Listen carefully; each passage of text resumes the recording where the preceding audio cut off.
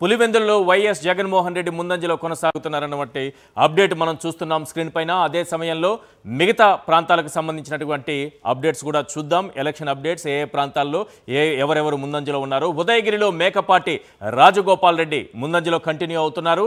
ఇక అనపర్తి తిరువురులో వైఎస్ఆర్సీపీ అభ్యర్థులు లీడ్లో continue అవుతున్నారన్న update మనకు అందుతోంది.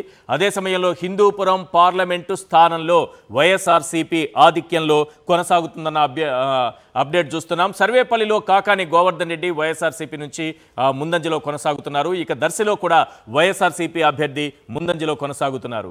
రైట్. అరకు పార్లమెంటు స్థానంలో కూడా వైఎస్ఆర్సీపీ లీడ్లో కొనసాగుతోంది. ఇక రాజంపేట అసెంబ్లీ స్థానంలో కూడా వైఎస్ఆర్సీపీ ఆధిక్యంలో కొనసాగుతుంది.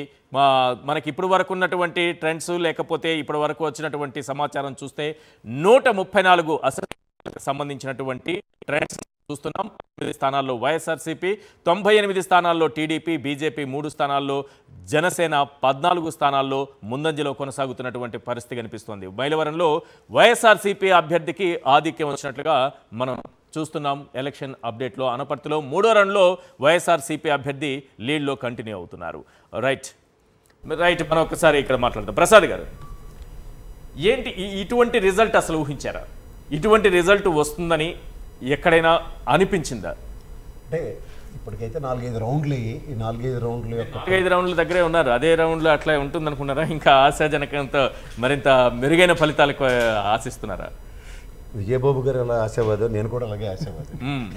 ఏంటంటే ఇప్పుడు నిండా ములిగినోడికి చలి ఏంటి అన్నది కాకుండా ఇక్కడ మీరు గమనిస్తే ప్రజల యొక్క మనోభావాలు అన్నవి ఇప్పుడు మన ఆంధ్రప్రదేశ్లో కూడా ఇప్పుడు తమిళనాడు తరహా రాజకీయానికి ఏమైనా తెరలేపారన్నది చూసుకోండి.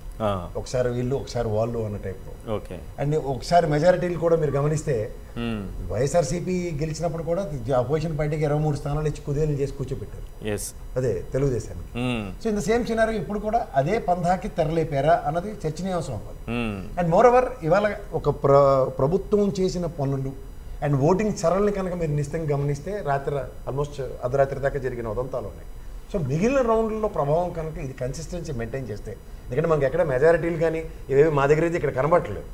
నియోజకవర్గాల వారిగా మెజారిటీలు లేకపోతే ఎంత అంత అని చూస్తే నేను దుబ్బాక ఎలక్షన్ మళ్ళీ రీకోట్ చేస్తే మీకు చెప్తున్నా. అది కనుక మీరు నిశ్చితంగా గమనిస్తే దుబ్బాక ఎలక్షన్స్లో లాస్ట్ రౌండ్ దాకా నెంబర్స్ ఇటు అయ్యాయి. ప్రధానికి విజయవాడ నియోజకవర్గంలో కనుక మీరు చూస్తే మన బోండవమ్మ గారు గెలిచిన ఓడిపోయిన నియోజకవర్గం చూసుకుంటే అది జస్ట్ 16 ఓట్లు. సో ఇట్లా 1%, 2% డిసైడింగ్ ఫ్యాక్టర్స్ ఇవాళ మా ప్రాథమిక అంచనాలో దగ్గర 60-65 స్థానాలు పైచిలుకున్నాయి. So this will definitely makes a different this thing after another rounds. But ఇది మాత్రం ఒకటి నేను చెప్పగలను సార్, ప్రజల్ని కన్విన్స్ చేయడంలో ఒక నిస్సహాయ స్థితిని వైఎస్ఆర్సీపీ ఖచ్చితంగా నేను చెప్పగలను. మంత్రులు వాళ్ళు చేసిన పనులు ఇప్పుడు చాలా మంది వెనకబడి ఉన్నారు. అందరూ వెనకబడి ఉన్నారు. ముఖ్యంగా వాళ్ళు చేసిన పనులు ప్రజల్లో చర్చనీయాంశం కానివ్వలేదు. ఇప్పుడు ఒక ఎక్స్పోర్ట్స్ తీసుకుందాం. 1,95,000 కోట్ల పైచీలతో ఎక్స్పోర్ట్ చేసిన దగ్గర అందులో బియ్యం ఎంత ఎక్స్పోర్ట్ చేసాము, వ్యవసాయోత్పత్తులు 89,614 కోట్లు వ్యవసాయోత్పత్తులు ప్రభుత్వం కొన్నది వ్యవసాయ శాఖ మంత్రి ఎందుకు చర్చనీయాంశం చేయలేకపోయాడు? ఇది ఆల్ కంపారిటివ్ పాలిటిక్స్ మాలాంటి చిన్న వాళ్ళ దగ్గరే ఉన్నప్పుడు ఇది ప్రజల్లో ఖచ్చితంగా ఈ ప్రభుత్వం చేసిన సంక్షేమం, ఇది ప్రభుత్వం చేసిన అభివృద్ధి, ఇది ఎక్కడ తొడుక్కోవాల్సి వస్తుంది. 3,680 కోట్లు 2,880 కోట్ల మధ్యలో అభివృద్ధి ప్రతి నియోజకవర్గానికి జరిగింది. ఎక్కడైనా మనకు డిబేటబుల్ టాపిక్ అయింది. అది ఒక 17 హాస్పిటల్లో 5 హాస్పిటల్ ఎగ్జిక్యూట్ అయ్యింది. పోర్ట్లు 3-4 పోర్ట్లు ఏ స్థాయిలో ఉన్నాయో తెలుసు. ఎప్పుడండి అది ఎప్పుడో వెనక ఒక ఆయన పేరు ఎవరండి, అవినాష్ గారు ఆయనలో మొదలెట్టి వేసేస్తాం దాని పునాదేశం తెలుగుదేశం, ఆయనలో నుంచి కాంగ్రెస్ నుంచి తెలుగుదేశం నుంచి ఇది అయిన తర్వాత ఆల్మోస్ట్ 70-80% పైచీలకి port Bandar port construction. Vision ఉన్న చంద్రబాబు నాయుడు గారు ఎందుకు పోర్టులు కట్టలేకపోయారు? కట్టలేకపోయారు సార్. ఇవన్నీ మన ఇద్దరు ఎటకరంగా మాట్లాడడానికి బాగుంటుంది కానీ ఇది ప్రజల్లో ఈ వలన ఇంత ఉపాధి వస్తుంది. దీనివల్ల వాళ్ళు చిన్నది చేస్తే ఇంత గోరంత కొండంత చూపించే వాళ్ళకి కొండంత చేసి కూడా గోరంత కూడా చూపించుకున్న నిస్సాయ స్థితిని ఎందుకు ఎక్స్ప్రెస్ చేయరు మీరు? ఇప్పుడు మీరు నేను 17 పోర్ట్లు 10 ఫిషింగ్ హార్బర్లు ఇవన్నీ మాట్లాడుతున్నాం, బానే ఉన్నాయి. కానీ ప్రజల్లో ఎందుకు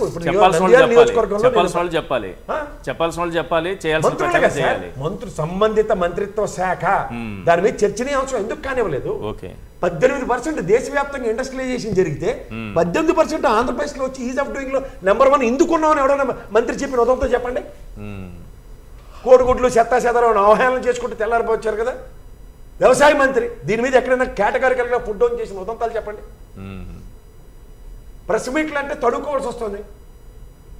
ఇప్పుడు ఒక డేటా, మీరే ఒక జర్నలిస్ట్ సార్, మీకు ఒక డేటా సంబంధిత శాఖ నుంచి వచ్చిన దాని మీద ఎవరైనా చర్చించగలుగుతాం, కానీ ఆ డేటా మనం తవ్వి ఎక్కడి నుంచో చదువుకొని వచ్చిన తర్వాత ఎన్నిసార్లు తవ్వి తీసి చర్చించలేదు. అదే మనం తవ్వి సంబంధిత శాఖ నుంచి వచ్చిందా కంపారేటివ్.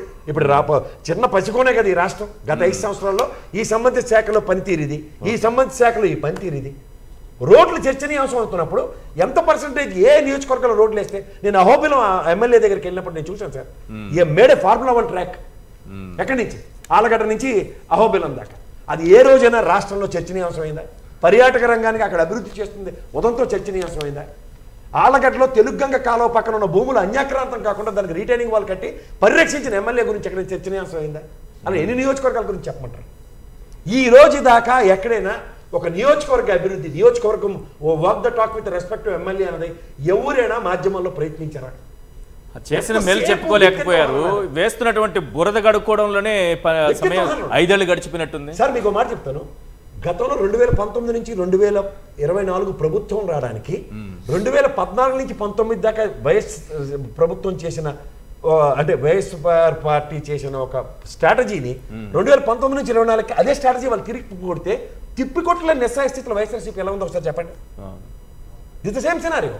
ఈ సినారియో ఈ 4-5 రౌండ్ల దాకా ఇప్పుడు ఏంటంటే దాన్ని ఒక బుల్లై ఎయిమింగ్ ఫర్ సంథింగ్ ఎల్స్ అన్నప్పుడు what sort of grass root level work చేయాలి చెప్పండి.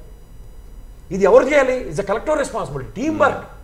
175 జగన్మోహన్ రెడ్డి 175 నియోజకవర్గంలో ప్రజలకు కావాలా వద్దా అన్న ఈ ఎలక్షన్ కండక్ట్ అవుతున్నప్పుడు 175 ప్రతినిధుల యొక్క ఆవశ్యకత ఏ విధంగా చర్చనీయాంశం అవ్వాలి. అట్లీస్ట్ నియోజకవర్గ మార్పుల దగ్గర కూడా ఈ పనితీరుని ఇంతవరకు ఇక్కడ ఆపాదించబడింది, ఇక్కడి నుంచి ఇతను కంటిన్యూషన్ కోసం ఇక్కడ మార్చావు. ఒక ఎక్స్పెరిమెంట్ మాడ్యూల్లో కాదు కదా, ఎక్స్ప్లెనేషన్సే లేవు. ఇవి మీరు గమనించండి సార్.